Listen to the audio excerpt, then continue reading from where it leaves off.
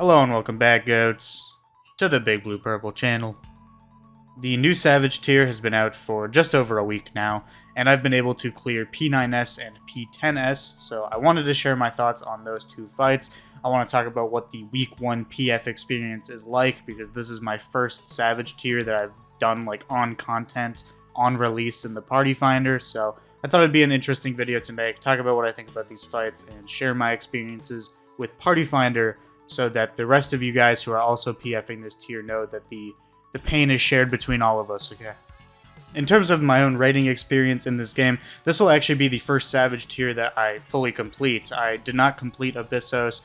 I did Abyssos like 6 months after it came out. I tried P5, P6, and P7, and while I did like Carbuncle, I just didn't like the other two fights, and P7 took such like a hit on me that I had no motivation to do P8 after, because P7 in Party Finder was just not fun, the fight was boring, people would die to like actually nothing, and you had no idea why people were dead, and you're falling asleep for the first 7 minutes, and then all of a sudden there's 3 fun mechanics and the fight is over.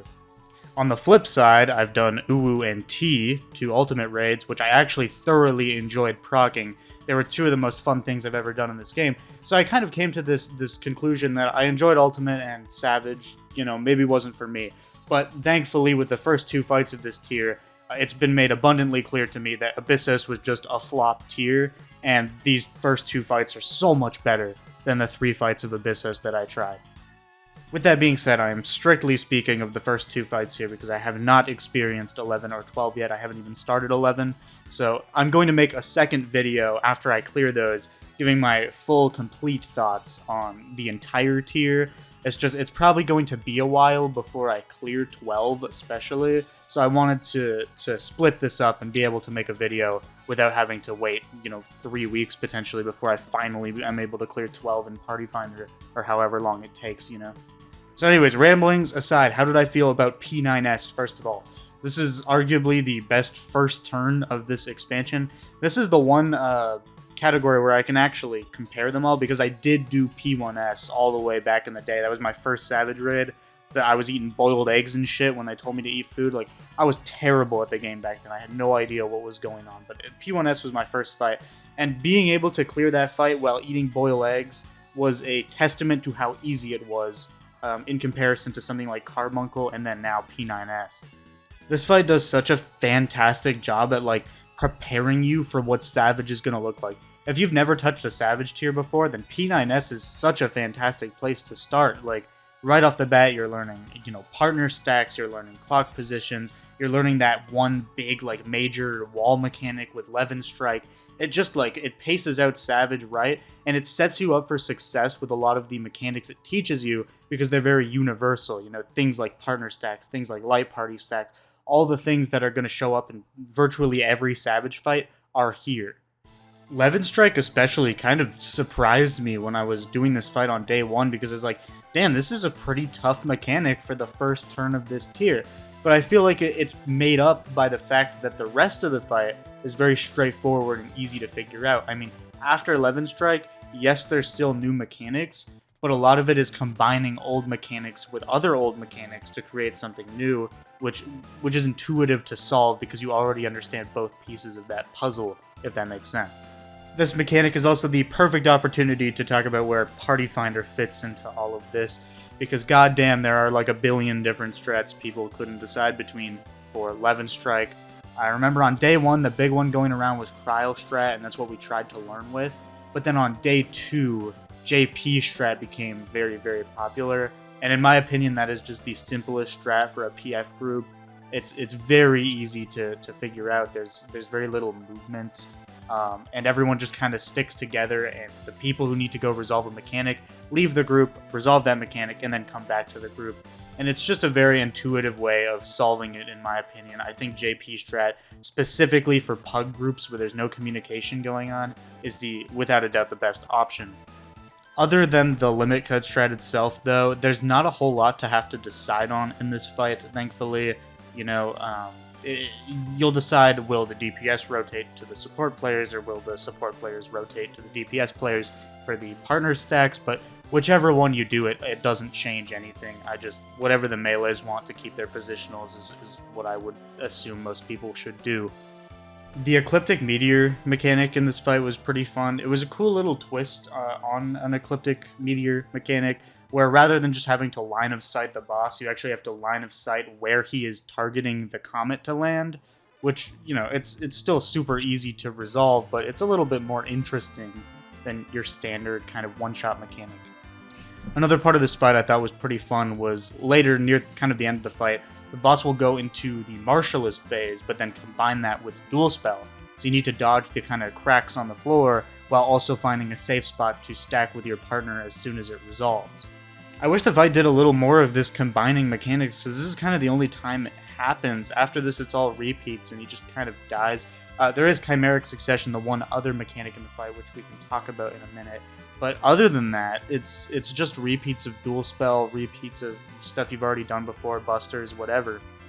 That being said, this is a first turn, and I feel like they shoehorned most of the difficulty into Levin Strike, so they didn't want to put crazy combination mechanics at the end to wall people again, which is fair, but I would have liked to see maybe a little bit more with the Dual Spell or with combining other mechanics, because you do the Dual Spell so many times in this fight that it gets really stale. Chimeric Succession is like the final mechanic of the fight, the final new mechanic at least. People call this LC2 in Party Finder, but it is nothing like Levin Strike or LC1. It's so much easier. It's almost a weird mechanic because it feels like it's not finished. It feels like it's missing something because it's just so simple to resolve. 4 people get numbers, they go bring the defamations to the northwest and the northeast, and the party stacks south. After that, the boss just does a kick in whatever direction the cast bar says, and that's the whole mechanic. I tank LB here sometimes for safety, just in case a defamation stands with the group or something. The DPS check is so lenient that if you want to just throw out tank LB because you're scared that someone might fuck up, it's probably not a bad idea. You're not going to die to the DPS check on P9 unless you have like fucking 50 deaths. But yeah, that's pretty much the whole fight. There's repeat mechanics after this. I know I didn't cover everything because this isn't like an analysis of the fight, but me just kind of giving my thoughts on it. For Party Finder in specific, the major issues and the major walls you're going to run into in this fight is mostly just Levin Strike or Limit Cut 1. Once you get a party that can do that consistently, and they do it every time, you're going to clear. You're just going to clear. The mechanics afterwards are so much more simple, and anyone can figure them out. So if you can get through the Levin Strike and you have a group that can do it every single time, then you're good. The fight's gonna die. Overall, I enjoy this fight quite a lot.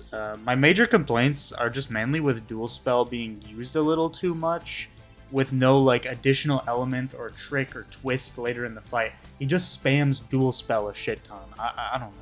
It's fine, it's a first turn, they don't have to make it too hard, but I would have liked to see maybe a little trick in there to throw people off a bit later in the fight. And the other thing, like I said earlier, is just that Chimeric Succession, or LC2, it just feels like it's missing something. It feels like there should be another mechanic happening at the same time, or just one other thing going on, but it's as simple as just numbers 1 through 4 get away from the group, and everyone else stack. All in all, I think the fight is about as good as Carbuncle, if not better. I actually really liked Carbuncle as a first turn. I feel like a lot of mechanics in that fight are really fun, Devourer especially. But this fight is probably a bit better overall. I think the pacing of it is good. I think Levin Strike is a fantastic way to kind of introduce new raiders to what a hard mechanic will look like. So yeah, if you've never done Savage before and you're interested in it, then hopefully this can encourage you to just go hop into P9 Fresh Prog, figure it out, check out a guide, get in there. It's a fun fight. It was great to be able to experience this one mostly blind, outside of just seeing like raid plans in the Party Finder. There are no like YouTube guides or anything that were standardized yet, so it was mostly just YOLOing everything and then having people post raid plans for Levin Strike until JP Strat came around, and then I was able to get my clear pretty easily with that one. Having talked about P9S, let's talk about the big one now. P10S. First of all, right off the bat, this fight is amazing. It's so creative, it's so interesting, and it's without a doubt the most like exciting and interesting Savage fight I've ever done in this game. That being said, this is actual hell in Party Finder. I don't know why it's so hard in Party Finder. It's mainly just stacking and spreading that kills people. There's not like some 11 strike type mechanic that's just kind of confusing to figure out in your head that takes a while to learn. It's just spreads and stacks and people can't fucking position for them. It's miserable.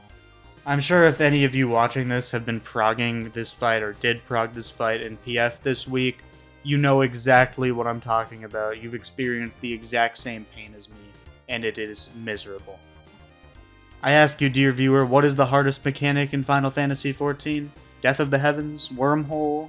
No, it's just stacking and spreading. That's the hardest mechanic in the fucking game. It's weird, too, because you come across mechanics that you think might be walls as you're progging. The numbered turrets come to mind, especially. When I saw those for the first time, the kind of limit cut face turrets, I figured that was going to be a confusing mechanic and would take me a while to figure out, especially as a tank, because you need to literally soak every single one of those lasers as a tank. You need to ride them around. And that stressed me out before I started actually doing it and I got the movement down, because that mechanic is way, way easier than I thought it would be.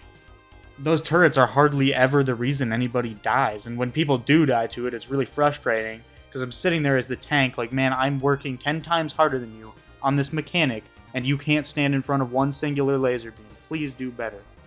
If I had $1 for every clear party I joined that couldn't clear the fight, I'd probably be able to buy myself a copy of Street Fighter VI. So yeah, if at any point in this segment of the video I sound kind of salty, it's because this fight really took its toll on me, despite how much I think I enjoy it. I had considered myself clear ready for probably 4 days before I actually cleared the fight. It was even more frustrating when on Monday, the day before reset, I was pushing all day for a clear, and I couldn't get one before reset. I ended up getting my clear on Tuesday, so I lost out on a book from week 1, even though I was so ready to just get the book. It took until Tuesday to just lie that I was doing a re-clear to finally get my goddamn clear. This was the first fight in the game I ever joined one of those salt parties for, too, where it was like 5 wipes before enrage equals disband, because I was just so desperate to fucking clear the fight, and lo and behold, those parties never clear either, because those people are so salty they can't even focus anymore. It's just a lose-lose no matter what party you join until you luck out with the party that can actually do it. PF salt aside, though, let's just talk about the fight and how fucking amazing it is, because these mechanics are so incredibly interesting for a second turn Savage fight. I mean, my comparison for this, right, is P6S. That's the only other second turn I've done, and that fight, quite frankly, sucks. It's really boring, and the mechanics aren't very interesting to solve. The use of all the webs in this fight was so cool, having to spread out your webs so you don't accidentally get stuck to each other, having to make bridges so the tanks can come back from the platforms they get launched to, and also having to make the wall at the end for Harrowing Hell so that you don't get launched off the platform to your doom. The webs are used so creatively in this fight, and it just gives it more identity than any other Savage fight I think I've done. Like, this one really sticks out as a unique mechanical experience. This fight is like the opposite of P9S, where that fight also had like interesting mechanics that were supposed to give it a unique identity, but it was ruined by the fact that the first 7 minutes had nothing happening, and then they just throw these 3 really good harvest mechanics at you, but like the boss is already dead by the time the 3rd harvest starts. P10, on the other hand, has amazing pacing, in my opinion. There's always something new kind of happening when you need it to, but then when it uses repeat mechanics, it's a necessary breather. Like, you know, after Harrowing Hell, when it's all just repeats and you get to catch your breath and kill the boss, like, Harrowing Hell is a huge mechanic, and that mechanic is hard. Like, the check, the heal check and the mitt check on Harrowing Hell, if you don't use tank LB, is ridiculous. Your healers need to be pumping heals. Your DPS and your tanks need to be using their reps and their feints and their everything they have to make sure that they don't die to Harrowing Hell, because it does so much damage. Like, it actually shook me the first time we got to Harrowing Hell in Prague, because, like, I was a tank, I didn't even press anything, I just kind of, like, you know, because I did the normal mode, I didn't have much of an expectation, I just reprisal the boss, and I died in 2 hits because I didn't press any personal mitt, like, it did that much damage. As a tank specifically, this fight was very engaging in the sense where I actually had to space out my mitt and use it wisely, because there's so much outgoing damage in this fight. This fight, all in all, was a pleasant surprise, but also a miserable experience in Party Finder. When I had done the normal mode, I really didn't know what to think. I really liked the normal mode, actually, but I also really liked P7's normal mode when that was new. So, when I enjoyed this normal mode, it actually put fear into me that the Savage version would just be very underwhelming. and not live up to the setup of normal mode. Because, in normal mode, the other platforms are there, but they're not used for, like, anything outside of one dodge. In Savage, I was pleasantly surprised with all the twists and turns they took on the mechanics. I never would have imagined the Tank Buster Towers being, like, these ping-pong machines that just launch you to Narnia. That was such an awesome fucking idea, and it's so fun as a tank. I also like the delicacy you have to have with the webs in the Final Harrowing Hell segment, where you need to basically make 2 walls of webs, but you don't want to run into the first wall of webs or you'll break it and then cause a wipe. I cannot tell you how many times my soul was just crushed by the fact that some guy walked too close to the web and broke it and just killed the entire run. That is just such a tragic feeling because everyone knows that after Harrowing Hell, the boss is going to die provided he's low enough HP. From a difficulty perspective, I don't really know how I feel about this fight because, yes, it took me way too long to clear it, but I don't know how much of that is the fight's difficulty and how much of that is just week 1 Party Finder being week 1 Party Finder.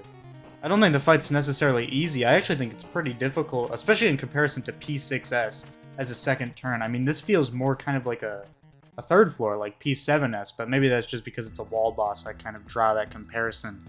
I mean, I guess when I think about it, this fight is probably harder than P7S. I mean, P7S is really easy outside of the harvests. And this fight is definitely harder than P6S, because that fight was insanely easy.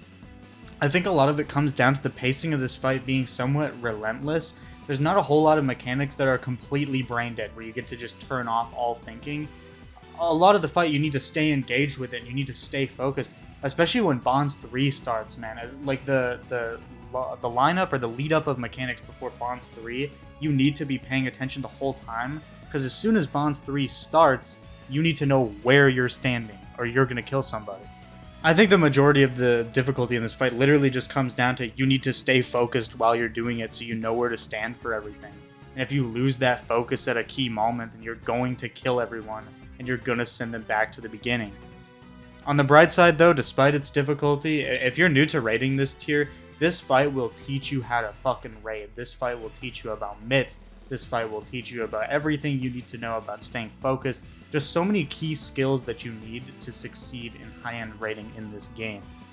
With the fight behind me now, knowing that, I need to re-clear it every week, and that'll be great, I still love it. I still love this fight. I think it's amazing. I think it's the most creative Savage fight I've ever gotten the pleasure of experiencing, but at the same time, it can be excruciatingly frustrating when people don't know where to stand.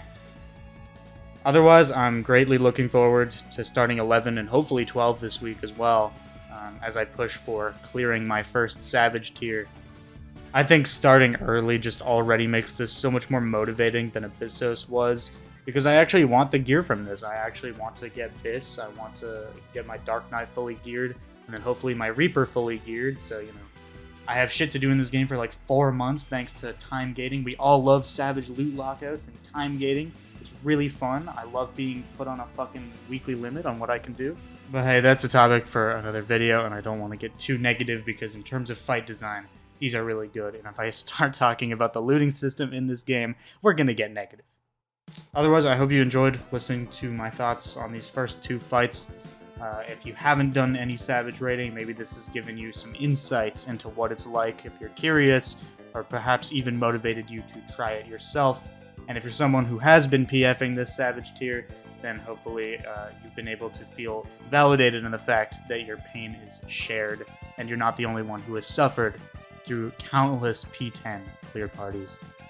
Anyways, remember to drop a like on the video, but only if you did, and subscribe to the BigBluePurple channel if you're not already. Also, if you're someone who's been PFing the Savage tier, or even just doing it with the static or whatever, share your thoughts in the comments below. How have you felt about these fights? If you've made it to 11 or 12, how do you feel about those fights? Because I'm pretty much blind on those. I have no idea what to expect, and I'm very much looking forward to it. Anyways, thank you all for watching, and I will catch you in the next one.